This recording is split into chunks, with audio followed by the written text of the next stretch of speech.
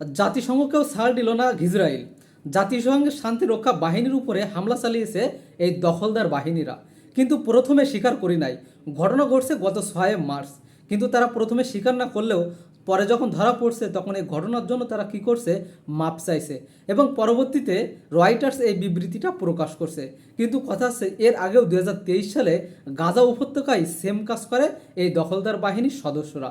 কিন্তু জাতীয় সংঘ কী করছে, তাদের বিরুদ্ধে কোনো ব্যবস্থা নিছে? আসলে জাতীয় সংঘ নামমাত্র পুতুল। তারা খালি বাংলাদেশের মতো তৃতীয় বা চতুর্থ বিশ্বের কান্ট্রিগুলোকে কি করে দমন নিপীড়ন করার জন্য এই জাতীয় সংঘ তৈরি করা হয়েছে। প্রকৃত অর্থে সুপার পাওয়ার আমেরিকা, চীন, রাশিয়া এদেরকে আসলে কিছুই করতে পারে না, এবং ইসরায়েলকে নাই করতে পারে। ইসরায়েল তো সবসময় জাতিসংঘকে বুড়ো আঙুল দেখায়, কিন্তু তারা কখনোই তাদেরকে ডমিনেট করতে পারে না, কিছুই করতে পারে না।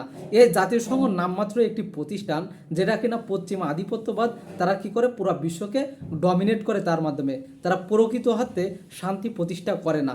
তাদের লক্ষ্য উদ্দেশ্য ছিল এটাই, পুরো বিশ্ব ডমিনেট করা।